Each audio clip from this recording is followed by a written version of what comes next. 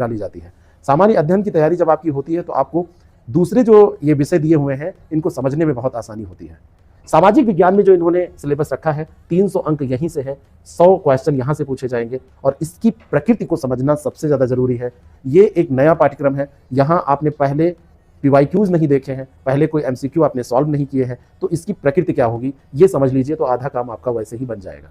इसकी प्रकृति होगी वैचारिक, इसकी प्रकृति होगी वर्णनात्मक, इसकी प्रकृति होगी विश्लेषणात्मक।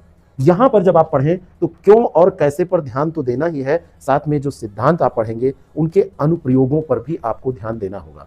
यानी कि केवल सिद्धांत पढ़ने से काम नहीं चलेगा, उसके एप्लीकेशन पर कैसे उसको अप्लाई करते हैं इस पर भी ध्यान आपको देना होगा। और खास करके इस पूरे पाठ्यक्रम को जब आप पढ़ रहे हो तो हेल्थ को बहुत अच्छे से ध्यान में रखना है। जहां पर भी स्वास्थ्य शब्द आता है, जहां चाहे वो आप सामाजिक विज्ञान में समाजशास्त्र पढ़ रहे हैं, एंथ्रोपोलॉजी पढ़ रहे हैं, चाहे आप भूगोल यानी ज्योग्राफी पढ़ रहे हैं, चाहे आप सोशल साइकोलॉजी पढ़ रहे हैं, चाहे साइकोलॉजी पढ़ रहे हैं, और चाहे आप नीति आयोग की रिपोर्ट अर्थशास्त्र के तहत पढ़ रहे हैं, और चाहे आप पंचायती राज व्यवस्था के बारे में पढ़ रहे हैं और वहां पर बात हो रही है कि लोगों का स्वास्थ्य कैसे सही किया जाए, तो वहीं पर फोकस सबसे ज्यादा देना है।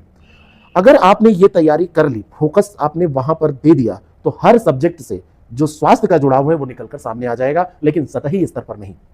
आप सोच कर देखिए, अगर आपने सतही स्तर पर यह काम किया तो आपको पता ही नहीं होगा कि कैसे यहां पर आंसर निकालना है। आपसे विजनरी कुछ दृष्टिकोण पर सवाल पूछे जाएंगे, आपसे कुछ जो संकल्पनाएं होती हैं, जो कुछ आपके सामने कॉन्सेप्ट होते हैं, उनको अप्लाइड करने की जब बारी आएगी, आपसे पूछा जाएगा, तो आप कहीं ना कहीं कमजोर महसूस करेंगे। केवल फैक्ट का भंडार ये नहीं है, बड़ा वैचारिक पेपर है। हर एक विषय को ऐसे रखा गया है, वैचारिक स्तर आपका जब इतना सुदृढ़ हो जाएगा तब आप इसको कर पाएंगे। कोर मानव व्यवहार आपको समाजशास्त्र और मानव विज्ञान में देखने को मिलेगा। आप जब इन विषयों को पढ़ेंगे तो यहां पर कोर मानव व्यवहार को पढ़ेंगे। आपको जब मनोविज्ञान आप पढ़ रहे हैं, सामाजिक मनोविज्ञान पढ़ रहे हैं, तो मानसिक और सामाजिक गतिशीलता, अब आप देखेंगे तो सामुदायिक चिकित्सा का भी ये पार्ट है, गतिशीलता की बात उसमें